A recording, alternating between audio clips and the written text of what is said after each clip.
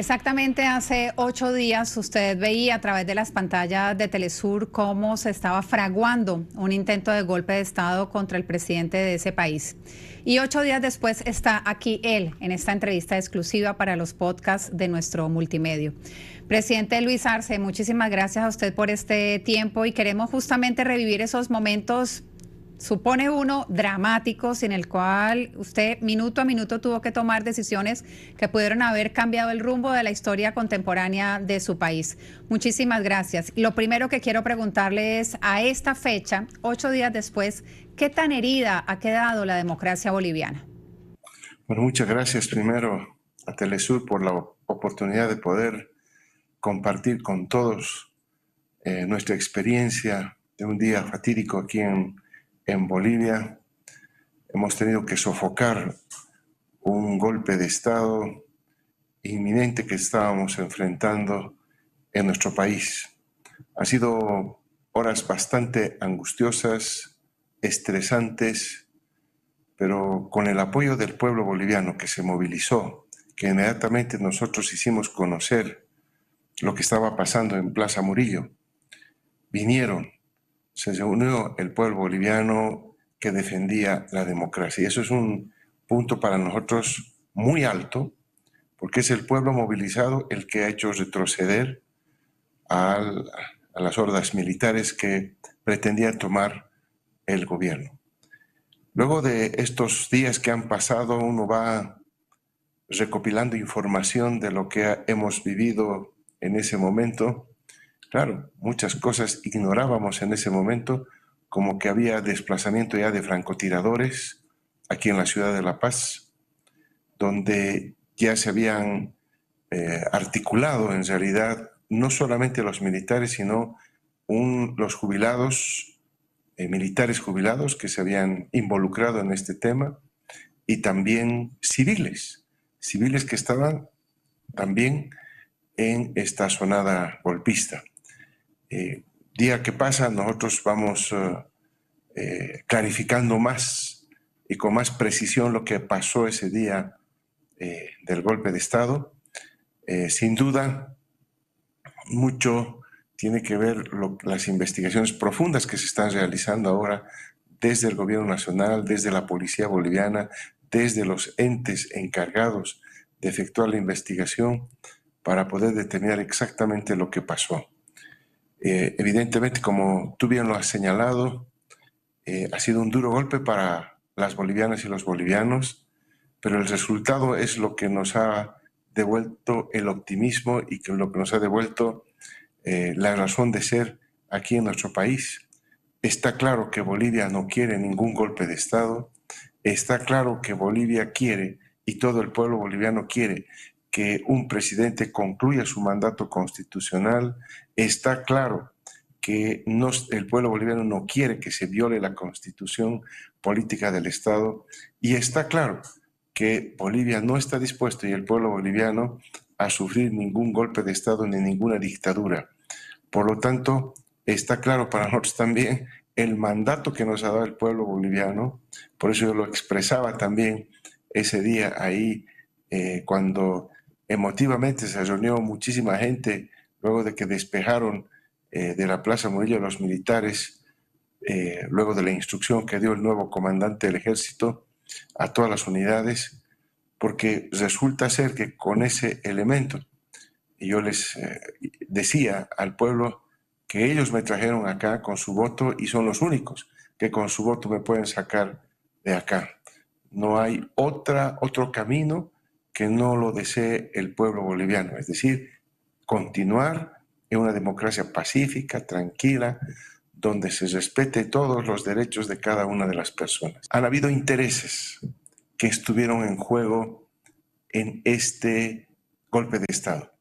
Intereses tanto internos como externos, como sucede en nuestra América Latina y forma parte de la historia de nuestros pueblos. Siempre nuestros recursos naturales son uno de los elementos más codiciados por especialmente los que no los tienen. Y por supuesto, Bolivia es un ejemplo de todo ello. Hemos vivido inclusive guerras por los recursos naturales aquí en Bolivia, como muchos países vecinos, por intereses nuevamente extranjeros, foráneos. Por lo tanto, para nosotros ha sido una victoria del pueblo boliviano el pasado 26 de junio. Yo quiero agradecer siempre la participación de la comunidad internacional.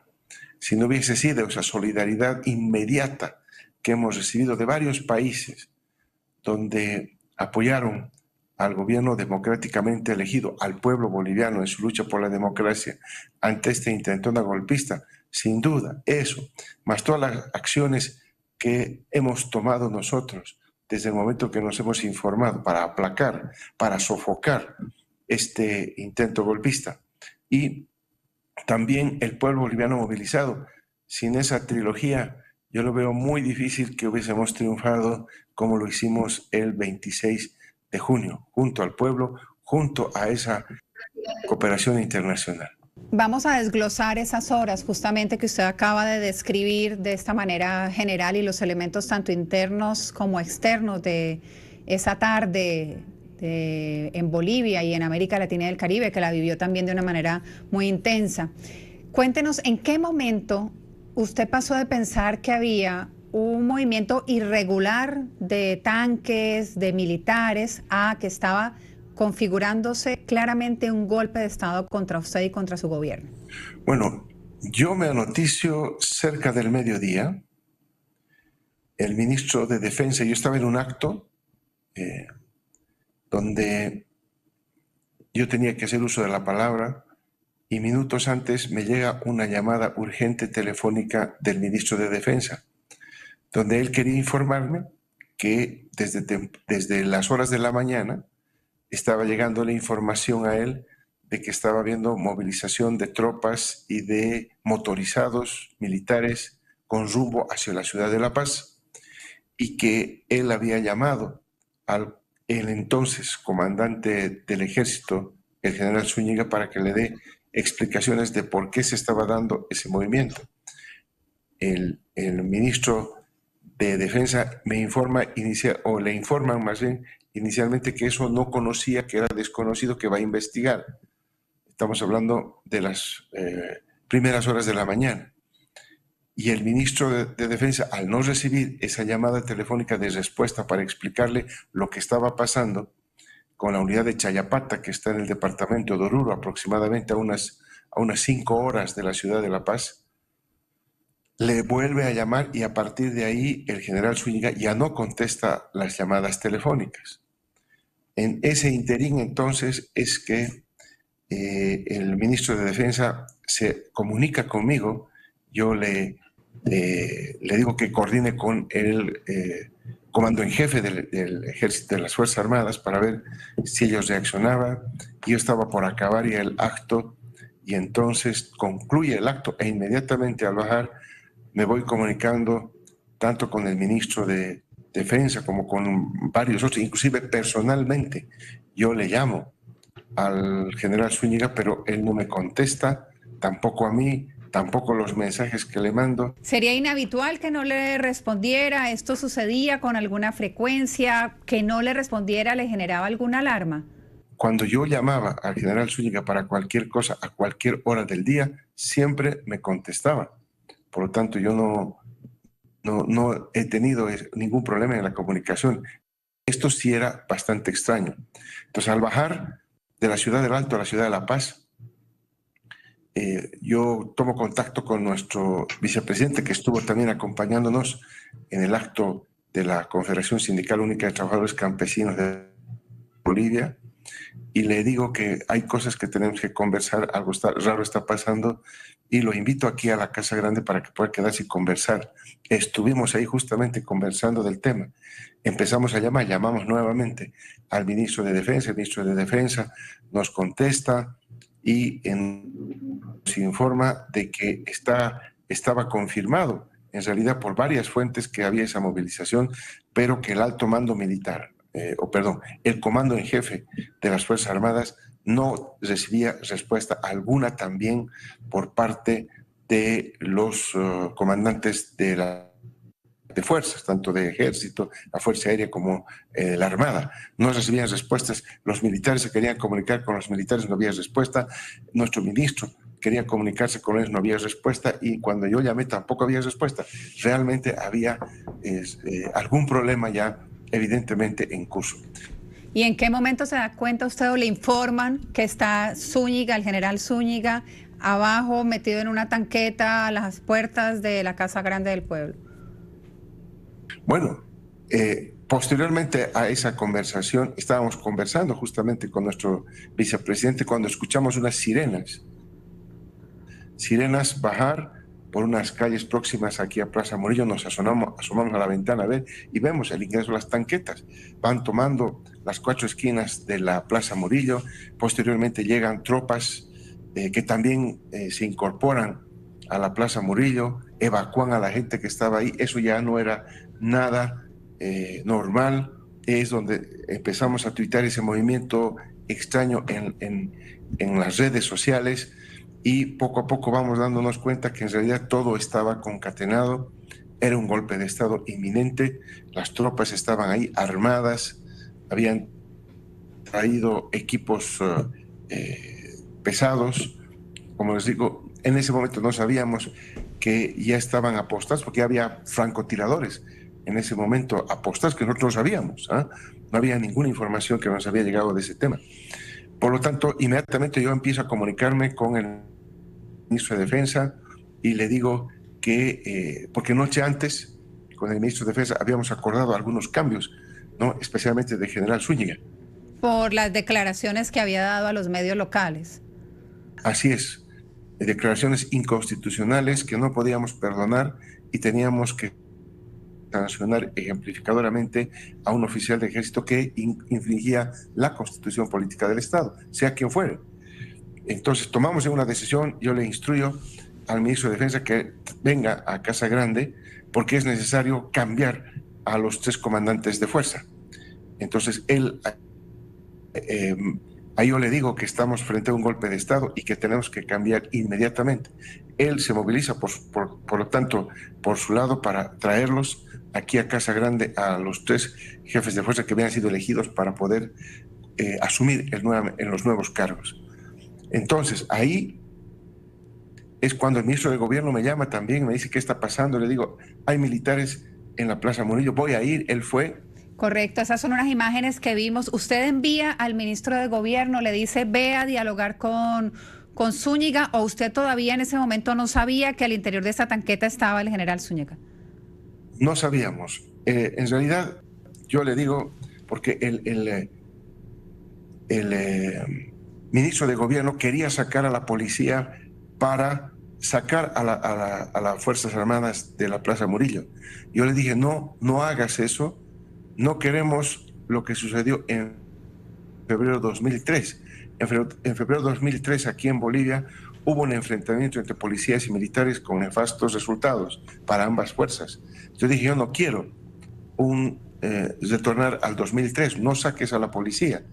Entonces yo me voy, me dijo, y me colgó el teléfono y fue. Y ustedes vieron cuando llega el ministro de Gobierno, y él es el que, después de haberle tocado, como se muestra en las imágenes, la tanqueta al general Zúñiga, sube y me informa de que ahí abajo están los 3 comandantes de fuerza en una tanqueta. Entonces estaba claro que eso lo comandaba Zúñiga, ¿no? Y claramente allí claro usted dice, este es un golpe, con esa información.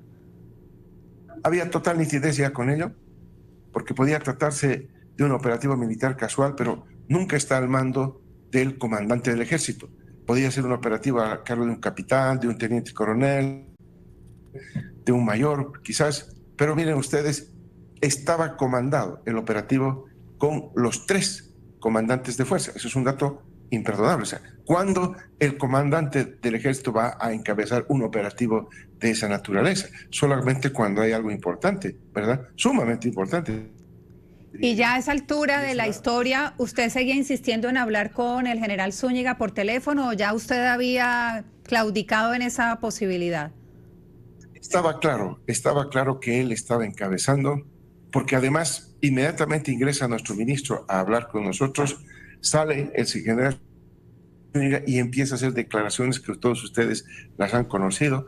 En 2 oportunidades hacen declaraciones. Entonces estaba claro, estaba hablando de que querían reconstruir la democracia, estaban hablando de que iban a tener nuevo gabinete, estaban hablando de muchas cosas que... De liberar a 2 personas vinculadas al golpe de Estado de manera directa del año 2019 contra el gobierno del presidente Evo Morales, lo dijo claramente. Se refiere a la clase política como vándalos, ¿ah? En realidad es un discurso claramente para desplazar a los civiles del gobierno y entrar como gobierno militar. Eso estaba claro por sus declaraciones. Por eso yo ya le había dado felizmente la instrucción a nuestro ministro de Defensa para que traiga y hagamos el cambio de autoridades. Ahora, presidente, ¿en qué momento usted decide que la opción o que la acción a tomar es usted bajar y hablar directamente con el golpista? En la televisión, porque estaban ya transmitiendo los canales de manera directa a partir de ese momento, se ve cómo la tanqueta donde estaba ahí, entiendo, el general Zúñiga, rompe la puerta, ¿no? Rompe la puerta para ingresar. Entonces, cuando yo digo, no, esto no puede ser, tenemos que bajar a enfrentarlo, y con nuestro vicepresidente y varios ministros que estaban aquí, viceministros también que estuvieron aquí, bajamos a enfrentarlo y a decirle qué está pasando, qué está haciendo, qué locura está haciendo. Esas imágenes las vimos, las transmitimos al mundo entero, pero me gustaría saber qué pasaba por su mente, qué pasaba por su corazón. Quizá algún funcionario de su gobierno le dijo, no se exponga, presidente, usted es la máxima autoridad, pueden atentar contra usted. O sea, ¿cómo fueron esos minutos previos a ese hecho que a mi manera de ver es el gran momento del enfrentamiento del golpe de Estado? El presidente Maduro, por ejemplo, en Venezuela ha dicho en varias oportunidades que usted pudo hacer lo que Allende no tuvo tiempo y no logró hacer en medio, por supuesto, de situaciones y épocas y contextos completamente diferentes.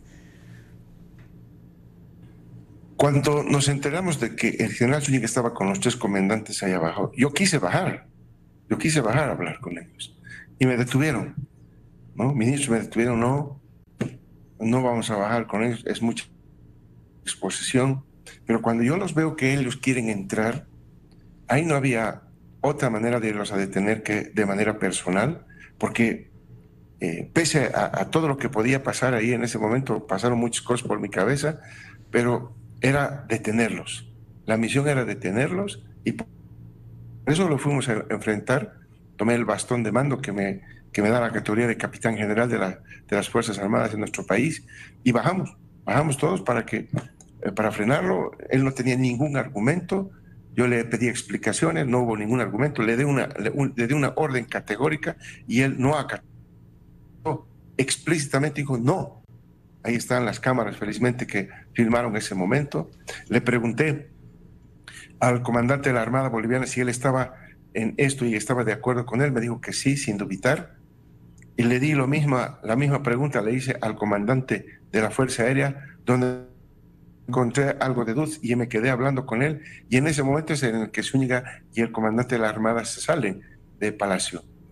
Entonces ahí yo converso largamente con el comandante de la Fuerza Aérea, lo llamo a recapacitar, porque evidentemente estas cosas no pueden suceder, podía haber un mar de sangre ahí entre bolivianos y van a ser culpables. Entonces yo empecé a reflexionarle sobre el tema y bueno, a partir de ahí ya nos fuimos a posesionar a los nuevos comandantes de fuerza, comandante de ejército, de la Fuerza Aérea y de la Armada Boliviana. Y en el discurso, el comandante del ejército da la instrucción de repliegue a las tropas y a todos ellos. Habíamos transmitido también, para que quede claro a la población, que había ya un nuevo mando militar ahí que tomaba las riendas y que daba una instrucción al ejército. Durante ese tiempo que se sucedían esos hechos, presidente, la Plaza Murillo empezó a llenarse de gente esa gente fue gasificada por esas fuerzas militares que estaban allí intentando concretar el golpe de Estado contra su gobierno. Hubo algunos heridos, había detonaciones, explosiones, todo eso fue transmitido, pero luego que usted nombre estas nuevas autoridades para todos los componentes de las Fuerzas Armadas, esto casi que de manera inmediata, estas tanquetas, estos tanques salen de la Plaza Murillo y la gente logra llegar hasta esa entrada y rodear realmente el Palacio de Gobierno. ¿En qué momento usted tiene esa certeza de que la gente está acompañando esas acciones? ¿Usted los vio de siempre? ¿Usted los percibió en ese instante? Al principio de la entrevista nos dijo que considera de manera muy importante el rol de la gente, pero quisiera que nos contara, que nos relatara cuándo usted se dio cuenta que alrededor de esa plaza había un montón de gente que había ido a defender la democracia. Bueno, en esos momentos en que ya veíamos que estaba tomada la plaza y estaban con efectivos militares, yo instruí, estaba el viceministro de Coordinación con Movimientos Sociales, que se comunique con todas las organizaciones y que informe lo que estaba pasando en ese momento. Yo inclusive personalmente tomé el teléfono para llamar al compañero Juan Carlos Guarachi de la Central Obrera Boliviana para informarle lo que estaba pasando. También tomamos el teléfono para contactarnos con todos los que podíamos, nos contactábamos para que puedan informarse y que puedan saber lo que estaba ocurriendo en ese momento. Nosotros creíamos que lo más importante era comunicar, informar. Lo mismo hicimos con países amigos, hablamos con la Cancillería para que hable con todas las embajadas. En fin, hicimos toda una logística para informar. El primer elemento fue informar, que la información fluya. Hablamos con nuestra viceministra de Comunicación también para que todo fluya la información por todas las redes sociales y por todo lado, mostrando lo que estaba pasando en Plaza Murillo. Ese fue un elemento central porque luego de que logramos hacer esta explosión informativa en toda la ciudadanía, automáticamente uno a uno fueron dándose cita, ¿no?, en Plaza Murillo, las personas, la gente, el pueblo, porque era interesante ver cómo cuando las Fuerzas Armadas retiraban a la población de la Plaza Murillo, despejándola para que no haya nadie en la Plaza Murillo, la gente era trasladada hacia las esquinas, pero permanecía ahí, la misma gente permanecía ahí, y de pronto, poco a poco, nosotros observamos cómo se iba masificando la cantidad de gente que estaba en las esquinas repudiando la acción que estaban tomando los militares. Eso, por supuesto, lo hemos visto, también por redes sociales hemos estado viendo, porque la gente, es lo interesante de los medios de comunicación, ahora de las redes sociales, estaba filmando lo que estaba viendo, cómo la gente poco a poco se aglomeraba en las diferentes calles aledañas a la Plaza Murillo, y ahí nos dimos cuenta que el pueblo no estaba dispuesto a perder la democracia, y nosotros teníamos un mandato. Ese mandato de defender la democracia, en realidad el pueblo boliviano nos dio el 2020 las elecciones, cuando recuperamos la democracia justamente con una elección en octubre de 2020. Por eso es que nosotros ahí, ese es el pueblo que nos dio la fuerza para salir a enfrentar al general Zúñiga, porque sabíamos que no estábamos solos, que había el pueblo en las calles ahí, que no iba a permitir que este golpe prospere. Y teníamos, poco a poco, también recibíamos esa cooperación internacional, como te decía en un principio, que fue lo que nos llenó de valor para poder bajar y enfrentarlo de la manera en que el pueblo boliviano lo ha visto. Presidente, me indica el equipo en Bolivia que usted tiene una agenda muy apretada y que se tiene que ir, pero este relato desde su voz y desde su perspectiva de lo que ocurrió hace exactamente 8 días nos parece periodísticamente y políticamente muy valioso. Antes de despedirlo y queriendo comprometerlo en que hagamos más episodios, podcast para Telesur sobre estos hechos, quiero preguntarle por algo que preocupa de manera honesta, legítima, me parece a mí, a sectores populares y progresistas de nuestra región y del mundo. Y es que en esas horas cruciales parecía que había nuevamente una coincidencia entre usted y el expresidente Evo Morales, que condenaban ambos el intento de golpe de Estado. Pero esa coincidencia empezó a desvanecerse en las horas posteriores y se mantiene en este momento en el que hacemos esta entrevista para Telesur. ¿Hay posibilidad de que vuelvan a juntarse esas visiones? ¿Cuál es su sentir, su perspectiva de esto que legítimamente preocupa a amplios sectores de nuestra sociedad? Bueno, la conversación que sostuvimos con Evo fue muy corta porque yo quería llamar a la mayor cantidad de gente posible para que esté enterado, para que tome sus recaudos, como es exactamente lo que le transmitimos a Evo con la llamada. Ahí no hablamos de nada más, yo creo que eso debe quedar claro porque en realidad aquí tenemos un problema entre la visión que tiene Evo y la visión que tienen las organizaciones sociales, que son las propietarias del instrumento político. ¿Quién es justamente el que tiene que dirigir el instrumento político? Si es él en persona, porque él está fungiendo de presidente, porque así lo ha ido alargando el Tribunal Supremo Electoral, una elección que se dio el 2016, o son las organizaciones sociales las que son dueñas del instrumento político, porque el propio estatuto reconoce a las organizaciones sociales, especialmente a la CESUD-CB, a las hermanas Bartolinas y a los interculturales, como los fundadores del instrumento político de nuestro país. El MAS tiene sus dueños, que son estas tres instituciones, que poco a poco ha ido abarcando cada vez más organizaciones, etcétera. Es otro tema, pero ahí tenemos las tres fundadoras, reconocidas, repito, por el estatuto. Entonces, aquí el tema es que hay una cláusula del estatuto propiamente del MAS y PSP donde dice que la convocatoria a un nuevo Congreso tiene que realizarse de manera consensuada entre la Dirección Nacional saliente y las organizaciones sociales fundadoras. Eso no ha podido darse. Las organizaciones sociales en 4 oportunidades le han mandado notas al compañero para que se reúnan y puedan redactar una convocatoria conjunta y llevar adelante un congreso. Nunca las organizaciones recibieron ni siquiera una respuesta, ni negativa ni positiva, simplemente fueron ignoradas. Y ahora en este último, cuando Evo convoca, no los convoca como dirigentes de las confederaciones, dirigentes de las organizaciones sociales. Convoca a las cabezas como simples ciudadanos, no les ponen ahí el cargo, no les ponen que son secretarios ejecutivos de la Confederación Sindical de Trabajadores Campesinos de Bolivia y todas las confederaciones, simplemente les pone su nombre ahí presente y ahí está la nota de invitación. Por eso hay molestia en las organizaciones sociales, lamentablemente.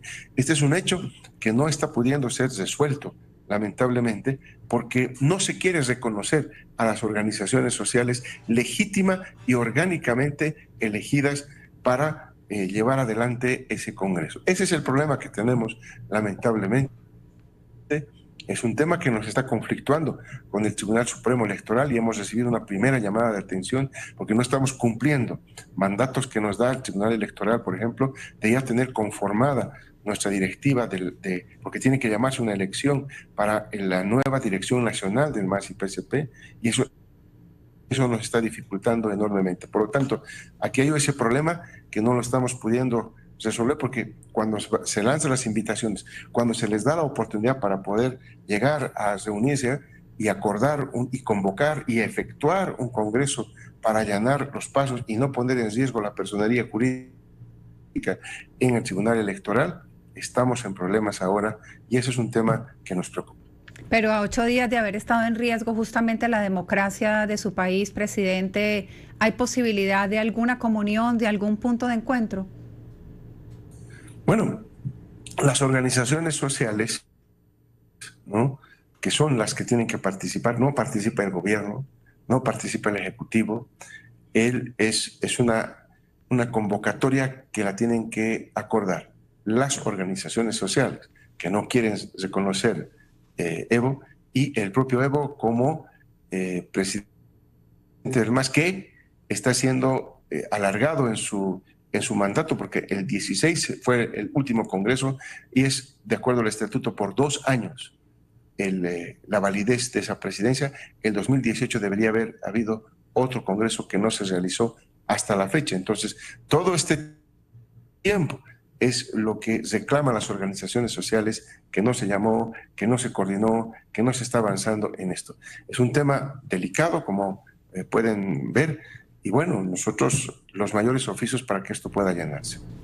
Presidente, muchas gracias. Lo puedo comprometer a un segundo capítulo de este podcast sobre su mirada, su perspectiva. Ya ha pasado unos días, unas horas de ese intento de golpe de Estado contra usted. Me quedaron muchas preguntas, entre ellas saber qué vivía su familia en esas horas difíciles, si usted pudo comunicarse con ellos, si usted pudo narrarles los hechos en tiempo real, cómo fueron las conversaciones con los presidentes latinoamericanos, cómo usted trasladaba la información, cuál es el rol y el papel de la cantidad de litio que hay en su país en este intento de golpe de Estado. Así que se quedó casi que un cuestionario completo por resolver. Así que, por favor, comprométase para sacar un nuevo tiempo para Telesur. Con todo gusto, Patricia, con todo gusto. Muchas gracias.